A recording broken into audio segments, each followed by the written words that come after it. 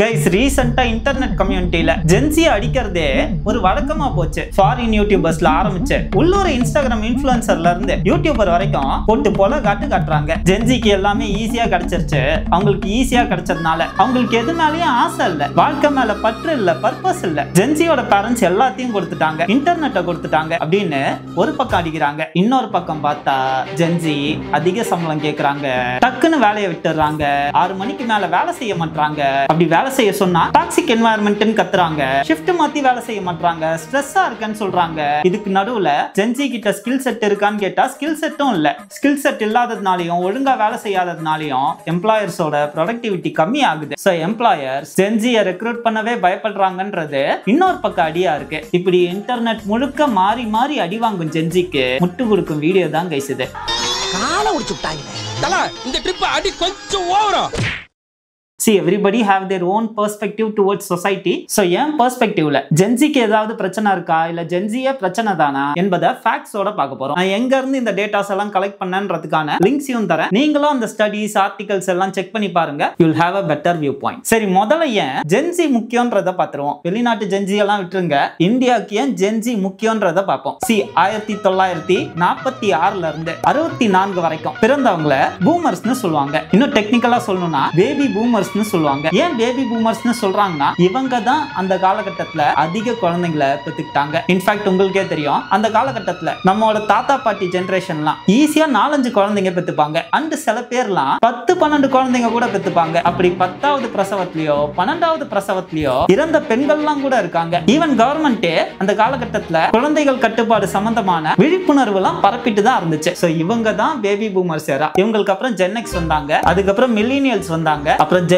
G, அப்புறம் gen alpha, இப்ப ரீசெண்டா இந்த வருஷத்துல இருந்து ஜென் பீட்டா கூட பிறக்க ஆரம்பிச்சிருச்சு. சோ இந்த ஜெனரேஷன் லிஸ்ட் எடுத்து பாத்தீங்கன்னா பேபி பூமர்ஸ் இந்நேரத்துக்கு most of the people retire ஆயிருப்பாங்க. எனக்கு தெரிஞ்சு யங்கஸ்ட் பூமரோட வயசு, அதாவது 1964ல பிறந்தவரோட வயசு இப்ப 61 ஆயிடுச்சு. அதனால இந்தியாவோட ஒர்க் போர்ஸ்ல அப்ராக்சிமேட்டா அவங்க 5ல இருந்து 10% மட்டும் தான் கான்ட்ரிபியூட் பண்றாங்க. அதே மாதிரி ஜென் ஆல்பாவையும் ஜென் பீட்டாவையும் எடுத்தீங்கன்னா ஜென் ஆல்பா ரொம்ப சின்ன குழந்தைங்க. 2010ல தான் ஜென் ஆல்பாவோட எல்டஸ்ட் சைல்டே பிறந்திருக்கும். 2025ல தான் இந்த வருஷம் தான் ஜென் பீட்டாவோட எல்டஸ்ட் சைல்டே பிறக்க ஆரம்பிச்சிருக்கு. சோ ஆப்வியஸா இவங்களால இப்போதைக்கு இந்தியாவோட வொர்க் ஃபோர்ஸ்ல கான்ட்ரிபியூட் பண்ண முடியாது. சோ மிச்சம் இருக்கிறது யார்? 2 பேரு. ஒன்னு 80s and 90s கிட்ஸ், இன்னொன்னு 2K கிட்ஸ். அதாவது மில்லினியல்ஸும் ஜென்சியும் தான் வொர்க் ஃபோர்ஸ்ல இருக்காங்க. மில்லினியல்ஸ் அண்ட் ஜென் எக்ஸ் வந்து இந்தியாவோட வொர்க் ஃபோர்ஸ்ல 65ல இருந்து 70% கான்ட்ரிபியூட் பண்றதா சொல்றாங்க. ஜென்சி வந்து 20ல இருந்து 25% கான்ட்ரிபியூட் பண்றதா சொல்றாங்க. சோ இப்போ இந்த ஜென்சி கிட்ட தான் சில ப்ராப்ளம்ஸ் இருக்கிறதா சில எம்ப்ளாயர்ஸ் குற்றச்சாட்டுகள் வச்சிருக்காங்க. அதுவும் முக்கியமா ஜென்சி கிட்ட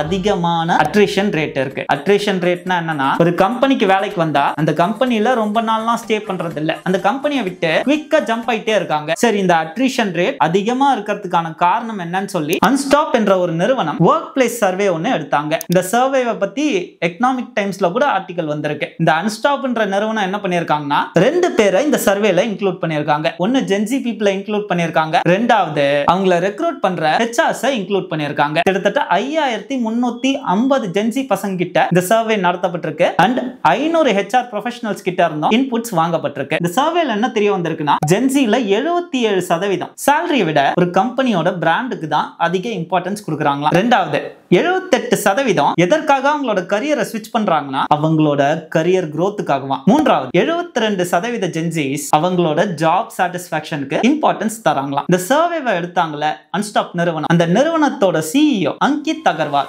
அவர் என்ன சொல்றாருன்னா, இந்த சர்வே பிரகாரம் 71% ஹெச்ஆர்ஸ் என்ன நினைச்சுக்கிறாங்க, ஒரு பையன் ஜாபை விட்டு போறானா அதற்கான காரணம் பெட்டர் பே மட்டும்தான் அவங்களே அசியூம் பண்ணிக்கிறாங்க. ஆனா 78% ஜென்சி என்ன கோட் பண்ணிருக்கு, நாங்க கரியரை ஸ்விட்ச் பண்றதுக்கான காரணம் கரியர் growthன்னு மென்ஷன் பண்ணிருக்கு. அவன் சொன்ன ஆப்ஷன்ஸ் எல்லாம் எடுத்து பாத்தீங்கன்னா என்ன தெரிய வருதுன்னா, அவன் ஜாப் சாட்டிஸ்ஃபேக்ஷனுக்கு இம்பார்ட்டன்ஸ் தரான், கரியர் growthக்கு இம்பார்ட்டன்ஸ் தரான், ஒர்க் லைஃப் பேலன்ஸ்க்கு இம்பார்ட்டன்ஸ் தரான். அதனால தான் நாராயணமூர்த்தி சோஷியல் மீடியால அடி வாங்கிட்டு இருக்காரு. ஜென்சி எப்படி ஒரு வொர்க்க பாக்குறாங்கன்னா, ஒரு வேலையை பாக்குறாங்கன்னா அவங்கள பொறுத்த வரைக்கும் வேலையும் ஒரு பார்ட் ஆஃப் லைஃப். ஏன்னா 24 மணி நேரத்துல 8 மணி நேரம் ஆபீஸ்ல தான் கழிக்க போறோம். அதனால வேலையுமே ஒருத்தனோட வாழ்க்கையோட அங்கமா மாறிடுது. இதுக்கு நடுவுல நம்ம டிராவலிங் டைம் சேர்த்தோம்னா 10 மணி நேரம் ஆயிடும். சிட்டில எல்லாம் ஈஸியா 10-12 மணி நேரம் ஆயிடும். அண்ட் இது 8 மணி நேரத்துக்கு வேலை செய்யறவனுக்கு மட்டும்தான். சில பேர்லாம் 10 மணி நேரம் வேலை செய்யறான், 12 மணி நேரம் வேலை செய்யறான் ஒரு நாளைக்கு. சோ அதனால ஜென்சி வேலையை எப்படி பாக்குறாங்கன்னா வாழ்க்கையின் ஒரு அங்கமா பாக்குறாங்க. நம்புறாங்க. வேலைன்றது வெறும் மொனாட்டனஸ் ஒர்க் இல்ல, நான் செய்யற வேலைக்கும் ஒரு பர்பஸ் இருக்குன்னு நம்புறாங்க. இங்க நம்ம அவனோட வாழ்க்கைக்கே அவனுக்கு பர்பஸ் தெரியலன்னு சொல்லி சுத்திட்டு இருக்கோம். ஆனா அவனோட வேலையிலேயே பர்பஸை தேடிட்டு இருக்கான். அண்ட் அங்கித் அகர்வால் என்ன சொல்றாருன்னா, the employers who adapt the expectations will be preferred by Gen Z ன்னு சொல்றாரு. அதாவது எந்தெந்த எம்ப்ளாயர்லாம் இந்த எக்ஸ்பெக்டேஷன்ஸை adapt பண்ணிக்கிறாங்களோ, மாத்திக்கிறாங்களோ, they will be preferred by Gen Z ன்னு சொல்றாரு. என்னென்ன விஷயங்கள்னா, ஃபர்ஸ்ட் பாயிண்ட் கரியர் ப்ரோக்ரஷன். அவன் ஸ்டார்டிங்ல கம்மி சேலரி கூட வேலை செய்ய ரெடியா இருக்கான். ஆனா நீங்க தர வேலை அவனோட கரியருக்கு உபயோகமா இருக்கணும். அவன் ஜஸ்ட் ஃபார் மணி சேக் உங்ககிட்ட வேலை செய்யறது இல்ல. ரெண்டாவது விஷயம், ஒர்க் லைஃப் பேலன்ஸை நிறைய பேர் இம்பார்ட்டண்டா பாக்குறாங்க. அதாவது ஜென்ஜி ஒன்னும் உங்களோட அடிமைகள் கிடையாது. அடிமைகள்னா ஓவரா இருக்குன்னு, அதாவது ஜென்ஜி ஒன்னும் மில்லினியல்ஸோ ஜென்எக்ஸோ கிடையாது. நீ எக்ஸ்ட்ரா மணி நேரம் வேலை செய்ய, ஒரு நாளைக்கு 10 மணி நேரம் வேலை செய்ய, 12 மணி நேரம் வேலை செய்ய, அதுவும் இங்க 6 மணிக்கு மேல வேலை செய்ய சொன்னா டாக்ஸிக் என்வாயர்மெண்ட் குறை சொல்றாங்கல்ல. ஆனா எத்தனை கம்பெனிஸ் இன்க்ளூடிங் பெரிய பெரிய கம்பெனிஸையும் சொல்றாங்க, எக்ஸ்ட்ராவா வேலை செஞ்ச ஜென்எக்ஸ்க்கும் மில்லினியல்ஸ்க்கும், அதாவது 6 மணிக்கு மேல வேலை செஞ்ச ஜென்எக்ஸ்க்கும் மில்லினியல்ஸ்க்கும் ஓவர் டைம் போட்டு கொடுத்தாங்க. இந்திய சட்டப்படி நம்ம எக்ஸ்ட்ராவா வேலை செய்யற ஒவ்வொரு மணி நேரத்துக்கும் டபுள் மடங்கு சேலரி தரணும், டபுள் மடங்கு ஹவர்லி சேலரி தரணும். எந்த எம்ப்ளாயர் இங்க ஓவர் டைம்க்கு ஒழுங்கா சேலரி தரான்னு சொல்லுங்க, சட்டப்படி சேலரி தரான்னு சொல்லுங்க. நான் ஏற்கனவே சொன்ன மாதிரி உங்க இஷ்டத்துக்கு ஷிஃப்ட்டை மாத்தினா அவன் வேலை செய்ய மாட்டான். ஏன்னா அவன் ஒர்க் லைஃப் பேலன்ஸை ப்ரிஃபர் பண்றான். அண்ட் இந்த மாதிரி மக்கள் கேள்வி கேட்க ஆரம்பிச்சதுனால தான் ஆஸ்திரேலியன் கவர்மெண்டே ஒரு சட்டத்தை கொண்டு வராங்க. உலகத்திலேயே முதல் முறையா ஒரு சட்டத்தை கொண்டு வராங்க, ரைட் டு டிஸ்கனெக்ட். அதாவது ஆபீஸை விட்டு வெளியே போயிட்டேன்னா எனக்கு ஆபீஸோட கால்ஸை இக்னோர் பண்றதுக்கான உரிமை இருக்கு. எதுக்காக இந்த சட்டத்தை கொண்டு வராங்க? ஏன்னா the new generation is changing. 80s கிட்ஸும் 90s கிட்ஸும் பேசாததை அவன் பேசிட்டு இருக்கான். அவனை தட்டி கொடுக்கறத விட்டு அடிச்சு உட்கார வச்சிட்டு இருக்கான். இங்க இந்தியால ஒரு பழக்கம் இருக்குங்க, ஆதி காலத்துல இருந்தே இந்த பழக்கம் இருக்குங்க. ஆன்டி எம்ப்ளாயி என்வாயர்மெண்ட்டை குளோரிஃபை பண்றதையே ஒரு பழப்பா வச்சிருக்காங்க. ஆப்வியஸா எந்த ஒரு ரிலேஷன்ஷிப்புமே சரி, ரொம்ப கராரா இருந்தோம்னா ஒர்க் அவுட் ஆகாது, படைச்சிட்டு தான் போகும். சோ எம்ப்ளாயி கொஞ்சம் இறங்கி வந்தானா எம்ப்ளாயரும் கொஞ்சம் இறங்கி வரணும். அப்படிதான் ஒரு ரிலேஷன்ஷிப் ஒர்க் அவுட் ஆகும். ஆனா இங்க பிரச்சனை என்னன்னா, காலங்காலமா எம்ப்ளாயி மட்டும் தான் இறங்கிக்கிட்டே இருக்கானே தவிர எம்ப்ளாயர் இறங்க மாட்டான். நான் 70 மணி நேரம் வேலை செஞ்சேன், 90 மணி நேரம் வேலை செஞ்சேன், சைனாக்காரன் அப்படிதான் வேலை செய்யறான், ஜப்பான்காரன் அப்படிதான் வேலை செய்யறான் அப்படின்னு பில்டப் மட்டுமே விட்டுட்டு இருக்கான். செமையா ஆன்டி எம்ப்ளாயி என்வாயர்மெண்ட்டை குளோரிஃபை பண்ணிட்டு போயிட்டே இருக்கான். ஆப்வியஸா 6 மணிக்கு மேல வேலை செய்ய சொன்னா அவனுக்கு நோக தான் செய்யும். ஒழுங்கா ஓவர் டைம் பேமெண்ட்டை கொடுத்து பாருங்க, அவனே வந்து வேலை செய்வான். அண்ட் டைம்ஸ் ஆஃப் இந்தியா ஆர்டிகல்லையும் இதை தான் சொல்றாங்க, 3 lessons employers need to learn from this ன்னு சொல்றாங்க. சோ அப்போ ஜென்ஜிக்கு பிரச்சனையே இல்லையாப்பா, எல்லாம் ஓகேவாப்பா அப்படின்னு கேட்டீங்கன்னா, ஜென்ஜியே பிரச்சனை கிடையாது, ஜென்ஜிக்கு பிரச்சனை இருக்கு. அதாவது 2 விஷயம் உங்களுக்கு பிரச்சனையா இருக்கு, அதை அவங்க சரி செஞ்சுதான் ஆகணும். அவங்களுக்கு வேற வழியே கிடையாது, சரி செஞ்சாதான்டா அவங்களால சர்வே பண்ண முடியும் சொல்லிட்டேன். ஒண்ணு, நிஜமாவே உங்களுக்குலாம் எங்களை கம்பேர் பண்ணும் போது 90s கிட்ஸையோ இல்ல ஜென்எக்ஸையோ கம்பேர் பண்ணும் போது மென்டல் ஹெல்த் இஷ்யூஸ் கொஞ்சம் அதிகமாவே இருக்கு. ஸ்ட்ரெஸ், ஆங்ஸைட்டி, டிப்ரெஷன், இது எல்லாமே உங்களுக்கு கொஞ்சம் அதிகமாக தான் இருக்கு. அதனால நீங்க மென்டல் ஹெல்த்தை கொஞ்சம் டேக் கேர் பண்ணி தான் ஆகணும். ரீல்ஸையும் ஷார்ட்ஸையே பார்த்துட்டு இருக்காதீங்க, உங்களோட அட்டென்ஷன்ல ஃபோக்கஸ்ல கொஞ்சம் பிரச்சனை இருக்கு. ரெண்டாவது விஷயம், எங்க காலகட்டத்தில் இருந்த ஜாப் மார்க்கெட் வாலட்டிலிட்டியை விட உங்க காலகட்டத்தில் அதிக வாலட்டைலா இருக்கு. அப்படின்னா என்ன சொல்ல வரேன்னா, எங்க அப்பா காலகட்டத்திலலாம் எடுத்துக்கோங்களேன், ஒரு ஸ்கில் இருந்தா போதும், அந்த ஸ்கில்ல அப்டேட் பண்ண கூட தேவையில்லை. இன்ஃபேக்ட் எங்க தாத்தா காலகட்டத்திலலாம் எடுத்தீங்கன்னா 10வது படிச்சா 12வது படிச்சாலே போதும்.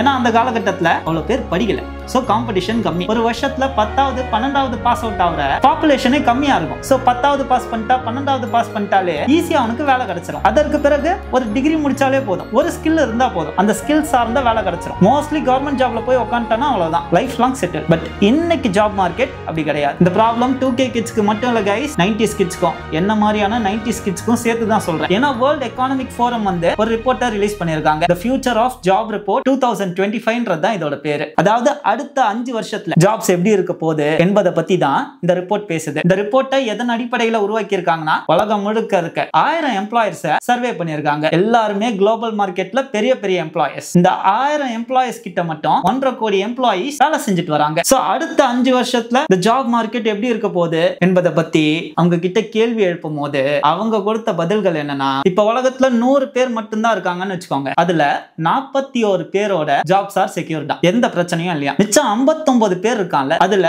29 பேருக்கு ட்ரைனிங் கொடுத்தா மட்டும்தான் கரண்ட் ரோல்லே அவனால சர்வே பண்ண முடியுமா. மீதி இருக்க 19 பேரை வேற செக்டார்ல ரீடிப்ளாய் பண்ணி ஆகணுமா. இப்படி ஸ்கில்ல மாத்திக்காம அப்ஸ்கில் ஆகாம ரிஜிடா இருக்கான் பாத்தீங்களா, அந்த மாதிரி இருக்க 11% பேரு அன்எம்ப்ளாய்டா மாறிடுவாங்களாம். சோ கைஸ், இதுல தெரிய வருது என்னன்னா, நீங்க உங்களோட ஸ்கில்ஸை வளர்த்து தான் ஆகணும், அப்ஸ்கில் பண்ணிக்கிட்டே தான் இருந்தாகணும் இப்ப இருக்க ஜாப் மார்க்கெட்ல ஸ்டே பண்ணணும்னா, சர்வே ஆகணும்னா. ஏன்னா நான் ஏற்கனவே சொன்ன மாதிரி எம்ப்ளாயி ஆன நீங்க எப்படி ஒர்க் லைஃப் பேலன்ஸையும் கரியர் growth-ஐயும் எம்ப்ளாயர் கிட்ட இருந்து எக்ஸ்பெக்ட் பண்றீங்களோ, அந்த மாதிரி எம்ப்ளாயர்ஸும் சில விஷயங்கள் உங்ககிட்ட இருந்து எக்ஸ்பெக்ட் பண்றாங்க. சோ இந்த ரெண்டு எக்ஸ்பெக்டேஷன்ஸும் கொஞ்சம் பேலன்ஸ்டா இருந்தாதான் இந்த ரிலேஷன்ஷிப் ஒர்க் அவுட் ஆகும், இல்லனா உடையதான் செய்யும். அண்ட் ஜென்சினாலே அவ்வளவுதான், கஞ்சா குடிக்கீங்க நிறைய பேர் இருக்காங்க, மைண்ட் ஃபக்டா சுத்திட்டு இருக்காங்க, வாழ்க்கையில பர்பஸ் இல்ல, ஒழுங்கா வேலை செய்ய மாட்டாங்க அப்படின்னு சொல்றவங்கள பார்த்தா எனக்கு எப்படி தெரியுதுன்னா, இந்த காலங்காலமா ஒரு குரூப் இருக்கும் கைஸ். எங்க தாத்தா காலத்திலேயே எங்க அப்பா ஜெனரேஷனை கழுவி கழுவி தான் ஊத்திட்டு இருப்பாங்க. நீங்கெல்லாம் எப்படி உருப்பிட போறீங்க? நாங்கெல்லாம் எப்படி தெரியுமா, காலையில 4 மணிக்கு எழுந்துப்போம், தினமும் வேலைக்கு போகவே 2 கிலோமீட்டர் நடந்து போவோம், அவ்வளவு சுறுசுறுப்பா இருந்தோம். அப்படிலாம் இந்த ஜெனரேஷன் இல்ல,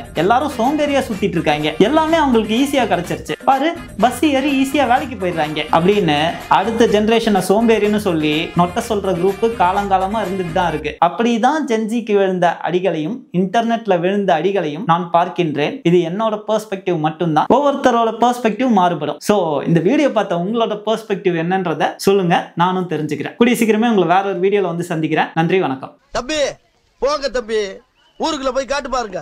நாங்க அடி வாங்காத ஏரியாவே கிடையாது. எவ்வளவு அடி வாங்கினாலும் சத்தமே வராது, ஓடுனது கிடையாது. நீ என்னமோ 2 அடி அடிச்சுட்டு பெருசா பீத்துற. ஹலோ, நேத்து அடிக்க வர நீங்க வரவே இல்லை.